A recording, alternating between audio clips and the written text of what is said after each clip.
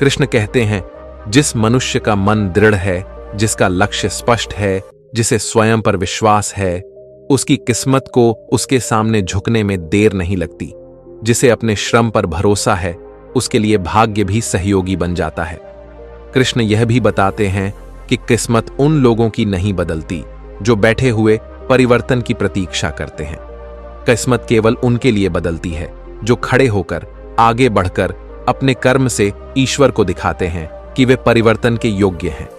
एक युद्ध का मैदान, एक कठिन परिस्थिति, एक असफलता, एक अपमान, यही वे क्षण हैं जहां भाग्य मोड़ लेता है। लेकिन यह मोड़ तभी आता है जब मनुष्य भय छोड़कर प्रयास करता है, जब वह परिस्थितियों से बड़ा बन जाता है, जब वह अंदर से कहता है, मैं प्रयास करूंगा और मेरे प्रयास ही मेरी किस्मत लिखेंगे। कृष्ण के अनुसार मनुष्य की किस्मत 3 चीजों से बदलती है: उसका मन, उसका कर्म और उसका धैर्य। जिसने मन पर नियंत्रण पा लिया, जिसने कर्म में निरंतरता रखी और जिसने धैर्य को नहीं छोड़ा, उसके जीवन में परिवर्तन अचानक आता है और दुनिया कहती है, देखो उसकी किस्मत बदल गई। पर कृष्ण कहते हैं, किस्मत तब बदली जब उसने स्वयं को बदला। कभी कभी हम सोचते हैं कि हमारा समय खराब चल रहा है, लेकिन कृष्ण कहते हैं, समय खराब नहीं होता, दृष्टि खराब हो जाती है। जिस दिन हम अपनी दृष्टि बदल लेते हैं, अपने भीतर की शक्ति पहचान लेते हैं, अपने कर्म को पवित्र और उद्देश्यपूर्ण बना लेते हैं, उसी दिन से किस्मत पलटना शुरू हो जाती है। कृष्ण कहते हैं, परिवर्तन अचानक होता है, पर तैयारी धीरे धीरे होती है। जब आपकी तैयारी पूरी हो जाती है, जब आपका मन शंका से मुक्त हो जाता है, जब आपका कर्म उद्देश्य से भर जाता है, तब ब्रह्मांड एक क्षण में आपका मार्ग साफ कर देता है। उसी क्षण लोग कहते हैं, किस्मत पलट गई। लेकिन वास्तव में यह आपके भीतर पलटाव का फल होता है। इसलिए कृष्ण का संदेश है, भाग्य बदलने का इंतजार मत करो, कर्म को बदलो, दृष्टि को बदलो, मन को बदलो और फिर देखो, किस्मत को पलटते वक्त नहीं लगता। यही श्री कृष्ण का संदेश है। कर्म करो, निडर रहो, दृढ़ रहो, प्रयास करते रहो, क्योंकि जब कर्म जगता है तो भाग्य स्वयं झुककर आपके रास्ते खुला देता है। कृष्ण कहते हैं कि किस्मत अचानक पलटती है, लेकिन उसके पीछे वर्षों की तैयारी छिपी होती है। कर्म का बीज जब पक जाता है, तभी भाग्य का फल गिरता है। लोग केवल फल देखते हैं, पर बीज के संघर्ष को नहीं देखते। इसलिए कृष्ण कहते हैं कि मनुष्य को अपने कर्म को ही अपना आधार बनाना चाहिए। कृष्ण इसका एक उदाहरण योद्धा अर्जुन के माध्यम से देते हैं। अर्जुन को महाभारत के युद्ध में वही धनुष मिला था, वही बाण मिले थे, वही युद्ध भूमि मिली थी। लेकिन उसके भाग्य को पलटने वाला क्षण तब आया जब उसने अपने भीतर के संदेह, भय और मोह को त्याग दिया। कृष्ण ने उसे कहा था कि जब मन शुद्ध हो जाता है, तब कर्म प्रभावी हो जाता है। उसी क्षण अर्जुन की किस्मत पलटी, क्योंकि उसने परिस्थिति बदलने की आशा नहीं की, बल्कि अपने मन को बदलने का निर्णय लिया। कृष्ण एक और उदाहरण देते हैं। एक किसान है जो वर्षों तक अपनी जमीन पर मेहनत करता है। पहले साल बारिश कम हो जाती है, फसल नहीं होती। दूसरे साल कीट लग जाते हैं, नुकसान हो जाता है। तीसरे साल भी परिस्थितियां उसके खिलाफ रहती हैं, लेकिन वह किसान निराश नहीं होता। कृष्ण कहते हैं कि यही निष्ठा किस्मत को पलटती है। एक दिन वही जमीन भरपूर फल देती है और लोग कहते हैं कि उसकी किस्मत खुल गई। कृष्ण बताते हैं कि किस्मत नहीं खुली, किसान के धैर्य ने कर्म का साथ दिया। कृष्ण बताते हैं कि उन लोगों के भाग्य नहीं बदलते जो परिस्थिति को दोष देते हैं। भाग्य उन्हें बदलता है जो स्वयं को बदलते हैं। यदि किसी व्यक्ति का व्यापार छोटे स्तर पर है और वह हर दिन थोड़ी सी प्रगति पर ध्यान देता है, बेहतर व्यवहार करता है, बेहतर काम करता है और हर गलती से सीखता है, तो कृष्ण कहते हैं कि ऐसे व्यक्ति की किस्मत उसके पीछे पीछे चलती है और एक दिन उसके आगे खड़ी होकर उसके लिए रास्ते खोल देती है। इसी को लोग भाग्य पलटना कहते हैं। कृष्ण एक और उदाहरण के माध्यम से समझाते हैं। एक विद्यार्थी है जो बार बार परीक्षा में असफल होता है। दूसरे लोग उसे कहते हैं कि उसकी किस्मत खराब है, लेकिन वही विद्यार्थी जब अपने तरीके बदलता है, ध्यान केंद्रित करना सीखता है, समय का सही उपयोग करना सीखता है और अपनी गलती को स्वीकार कर आगे बढ़ता है, तब वह धीरे धीरे अपने भीतर परिवर्तन लाता है और फिर एक दिन वह सफल होता है। दुनिया कहती है कि उसकी किस्मत बदल गई। कृष्ण कहते हैं कि उसका कर्म और मन बदल गया था, इसलिए उसके परिणाम बदल गए। कृष्ण का उपदेश स्पष्ट है कि व्यक्ति का भाग्य उस क्षण बदलता है जब उसकी नीयत पवित्र हो जाती है, उसका लक्ष्य दृढ़ हो जाता है और उसका कर्म निरंतर हो जाता है। परिवर्तन हमेशा भीतर से शुरू होता है और बाहर परिणाम के रूप में दिखाई देता है। कृष्ण कहते हैं कि मनुष्य को केवल एक बात याद रखना चाहिए, जब तैयारी पूरी होती है तो ईश्वर अवसर भेज देता है। जब मन साफ होता है तो राह साफ हो जाती है। जब कर्म जागता है तो किस्मत जागती है। और जब मनुष्य लगातार आगे बढ़ता है तो किस्मत को पलटते समय नहीं लगता। यही श्री कृष्ण का संदेश है कि भाग्य से अधिक शक्तिशाली हमारा संकल्प है, और जब संकल्प मजबूत होता है तो भाग्य स्वयं उसके अनुसार ढल जाता है। कर्म से बदला गया भाग्य ही स्थायी होता है, और यही श्री कृष्ण की सबसे गहरी सीख है। कृष्ण कहते हैं कि किस्मत का असली मोड़ उस दिन आता है जब मनुष्य अपने भीतर के अंधकार को पहचान लेता है और उसे जीतने का संकल्प ले लेता है। किस्मत बाहरी दुनिया में नहीं बदलती, किस्मत आपके भीतर बदलती है और फिर वही परिवर्तन आपके जीवन में दिखाई देता है। कृष्ण इसका एक उदाहरण एक साधारण रथ चालक के माध्यम से समझाते हैं। एक रथ चालक हर दिन राजा के घोड़े संभालता था।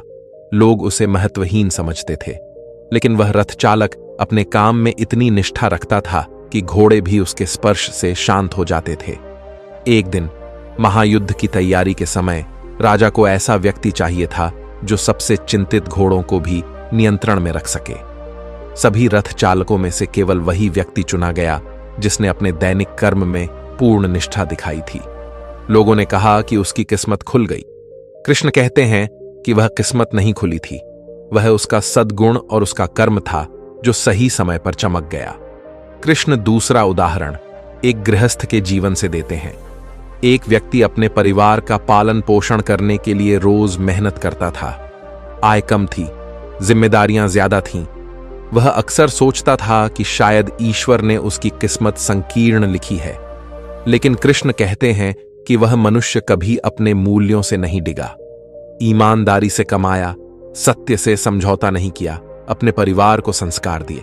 समय के साथ उसका छोटा सा काम बढ़ता गया। आज वही व्यक्ति सम्मानित है, संपन्न है और लोग कहते हैं कि किस्मत ने उसका साथ दिया। कृष्ण कहते हैं कि असली साथ उसके चरित्र ने दिया था। चरित्र बदलता है तो राह बदलती है, राह बदलती है तो परिणाम बदलते हैं, और परिणाम बदलते हैं तो किस्मत बदलती है। कृष्ण एक और उदाहरण धनुष बाण की तुलना से देते हैं। जब धनुष पीछे खींचा जाता है तब तीर आगे नहीं बढ़ता, उसे पीछे जाना ही पड़ता है, वापस झुकना पड़ता है। लेकिन कृष्ण कहते हैं कि यह पीछे जाना कमजोरी नहीं है, यह उस शक्ति का संग्रह है जो तीर को आगे दूर तक ले जाएगी। इसी तरह जीवन में जो समय पीछे ले जाए, जो कठिनाई आपको रोक दे, वह कमजोरी नहीं है, वह शक्ति का संचय है। जब मनुष्य समझ जाता है कि कठिन समय भी तैयारी का समय है, तब वही कठिनाई किस्मत बदलने का कारण बनती है। कृष्ण का एक और उदाहरण बहुत साधारण लेकिन गहरा है। एक दीपक हवा में डगमगाता है, कई बार बुझने की कगार पर आ जाता है, लेकिन यदि उस दीपक के चारों ओर कोई हाथ आकर उसे बचा ले तो वह फिर से स्थिर जलने लगता है। कृष्ण कहते हैं कि मनुष्य भी ऐसा ही है। कई बार मन डगमगाता है, कमजोर पड़ता है, डर से भर जाता है, लेकिन यदि वह अपने भीतर के ज्ञान को हाथ की तरह अपने चारों ओर रख ले तो मन फिर से स्थिर हो जाता है। और जब मन स्थिर होता है तब किस्मत का दीपक तेजी से जलता है। कृष्ण के उपदेश का सार यही है कि भाग्य तब बदलता है जब मनुष्य अपने जीवन के हर छोटे कार्य में सत्य, निष्ठा और परिश्रम जोड़ देता है। किस्मत कोई चमत्कार नहीं है, किस्मत आपका प्रतिदिन का अभ्यास है, आपका धैर्य, आपकी नीयत, आपकी सोच, आपका स्वभाव। ये सब मिलकर वह क्षण बनाते हैं जब जीवन मोड़ लेता है।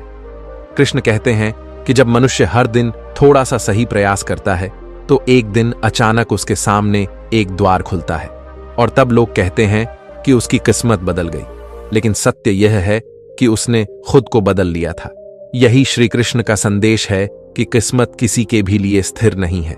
जो मनुष्य अपने विचार, अपने कर्म और अपने व्यवहार को उत्तम बना लेता है, उसके जीवन में परिवर्तन अवश्य आता है। और जब यह परिवर्तन आता है तो वास्तव में किस्मत को पलटने में बिल्कुल देर नहीं लगती। कृष्ण कहते हैं कि मनुष्य की किस्मत उस दिन नहीं बदलती जब वह सफल होता है। किस्मत उस दिन बदलती है जब वह असफलता से टूटने के बजाय उठने का निर्णय लेता है, क्योंकि असफलता अंत नहीं है। असफलता वह मोड़ है जहां से मनुष्य एक नई दिशा में बढ़ता है। कृष्ण इसका एक उदाहरण युधिष्ठिर के जीवन से देते हैं। जुए में हार, राज्य का छिन जाना, 13 वर्ष का वनवास, हर परिस्थिति युधिष्ठिर को तोड़ सकती थी, लेकिन उसने सत्य और धैर्य नहीं छोड़ा। जहां अधिकांश लोग भाग्य को दोष देकर बैठ जाते, युधिष्ठिर ने हर बाधा को एक सीख की तरह देखा। कृष्ण कहते हैं कि यही वह आंतरिक शक्ति थी जिसने अंततः उसे राजसूय यज्ञ से लेकर धर्मराज बनने तक का मार्ग दिखाया। लोगों ने परिणाम देखकर कहा कि युधिष्ठिर की किस्मत खुल गई, लेकिन कृष्ण बताते हैं कि वास्तव में वह उसकी सत्यनिष्ठा का फल था। कृष्ण दूसरा उदाहरण उस व्यापारी का देते हैं जो बार बार नुकसान उठाता रहा।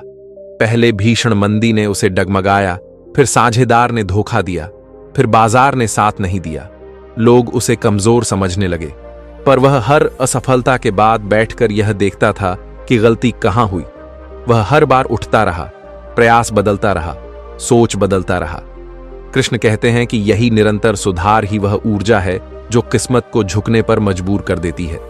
एक दिन उसका काम फला फूला और लोग कहने लगे कि किस्मत ने उसका हाथ पकड़ लिया, जबकि सच यह था कि उसने असफलता को कारण नहीं, सीढ़ी बनाया।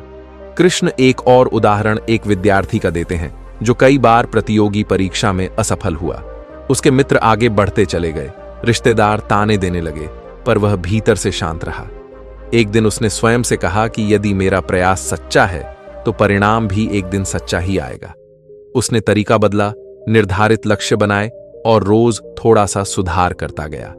कृष्ण कहते हैं कि यही छोटा सा सुधार प्रतिदिन मिलकर वह क्षण बनाता है जहां किस्मत एकदम से मोड़ लेती है। उस दिन वह परीक्षा में विजयी हुआ और सभी ने कहा कि अचानक उसकी किस्मत पलट गई, जबकि सच यह था कि उसके धैर्य ने उसके भविष्य को आकार दिया था। कृष्ण तीसरा उदाहरण एक साधारण महिला का देते हैं जो अपने बच्चों को पढ़ाने के लिए रोज कई कई घंटे काम करती थी। कभी कपड़े सीना, कभी घरों में काम करना, कभी किसी दुकान पर जाना। जीवन कठिन था, पर वह हार नहीं मानती थी। उसके बच्चे भी उसकी निष्ठा देखकर पढ़ते रहे। आज वही बच्चे डॉक्टर और अधिकारी बने। लोग कहते हैं कि बच्चों की किस्मत अच्छी थी। कृष्ण कहते हैं कि यह किस्मत नहीं, उस मां की तपस्या थी जिसने भविष्य की जड़ें मजबूत की। कृष्ण समझाते हैं कि असफलता मनुष्य को रोकने नहीं आती, असफलता मनुष्य को दिशा दिखाने आती है। जब मनुष्य असफलता से लड़ता है, सीखता है और आगे बढ़ता है, तभी उसके भीतर वह सामर्थ्य बनती है जो किस्मत को बदल देती है। कृष्ण कहते हैं कि मनुष्य को किसी चमत्कार की प्रतीक्षा नहीं करनी चाहिए। सच्चा चमत्कार उसका आत्मविश्वास है। जिस दिन यह आत्मविश्वास दृढ़ हो जाए, उस दिन जीवन की गति बदल जाती है। लोग यह समझ नहीं पाते कि किस्मत कैसे बदली। वे केवल परिणाम देखते हैं, वे आंखों से दिखने वाले परिवर्तन देखते हैं। पर कृष्ण कहते हैं कि असली परिवर्तन भीतर के साहस से आता है।